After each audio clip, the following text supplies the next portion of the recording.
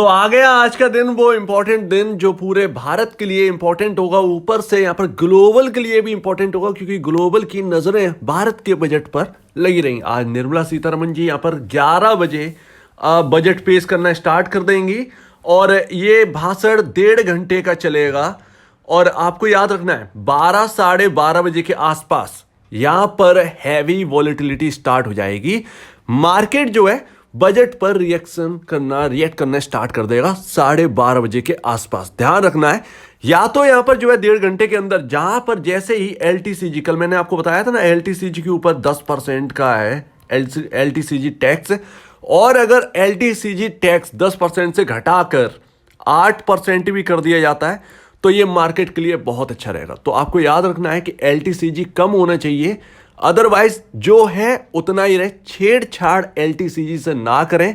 LTCG का मतलब long term capital gain tax. जैसे कि आपने पैसे कमाए, आपने होल्ड रखा किसी स्टॉक को 3-4 साल और आपने अच्छा खासा पैसा बनाया, तो उस पर एलटीसीजी आपको 10% टैक्स देना होगा। तो यही है एक बड़ी प्रॉब्लम जिसकी वजह से लॉन्ग टर्म इन्वेस्टर यहाँ पर जो है फेस कर रहा है, क्योंकि लॉन्ग टर्म में पैसा भी रखे हैं, पेशेंस भी रखे हैं, लेकिन टैक्स देना पड़ रहा है।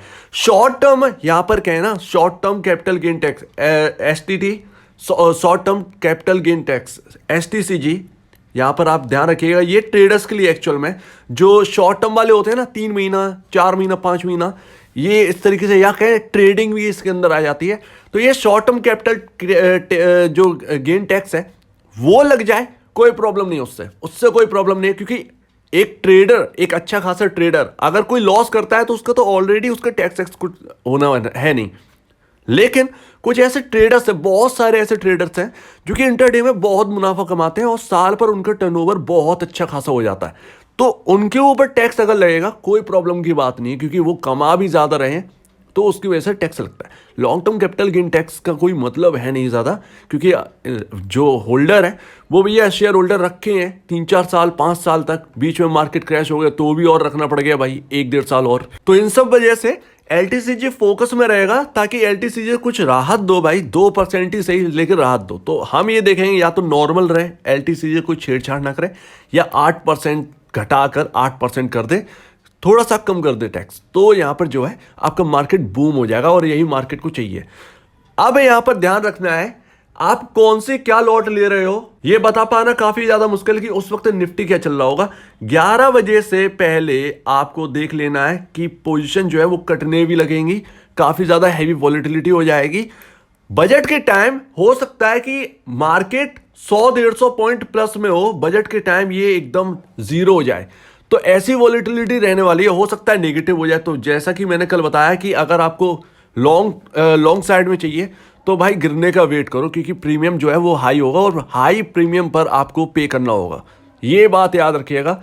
जो 40 रुपए की लॉट पहले नॉर्मल डेज में होती थी वो अब आपको 75 रुपए, 60-75 ऐसे ही आपको प्रीमियम पर मिलने वाली है, क्योंकि बहुत हैवी ट्रेडर का आज डे है, तो आपको इस वजह से हैवी प्रीमियम चुकाना होगा।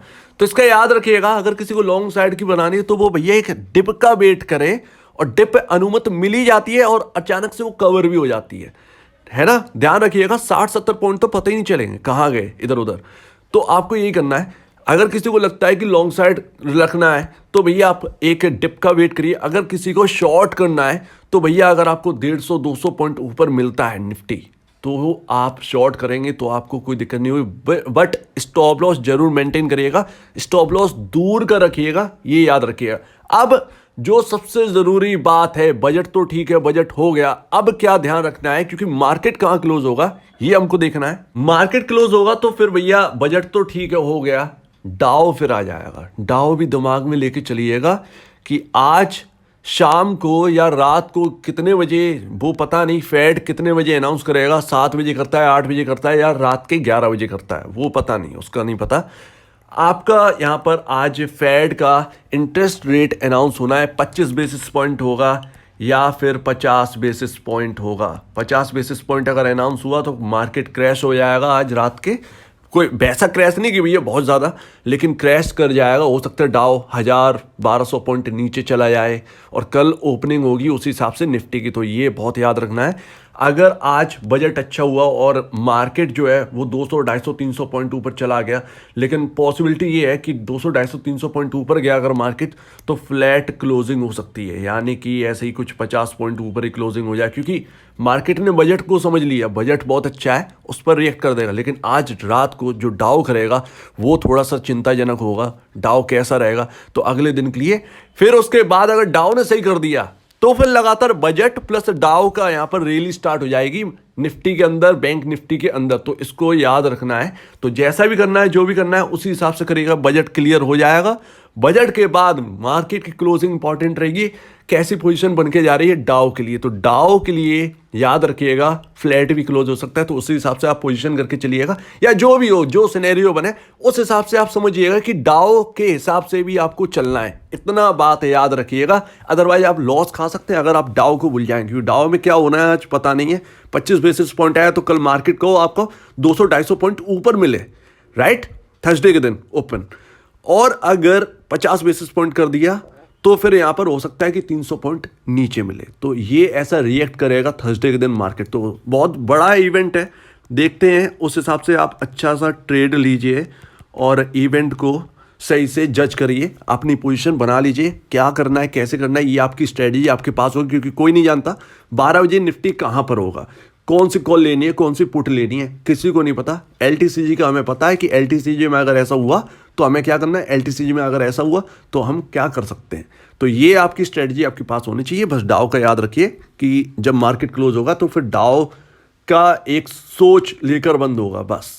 सो उम्मीद आप पूरी बात को यहाँ पर समझ गए होंगे, कैसे आप पोजीशन करते हैं। घुमाव फिराव बात है लेकिन आज ऐसी ही बात है।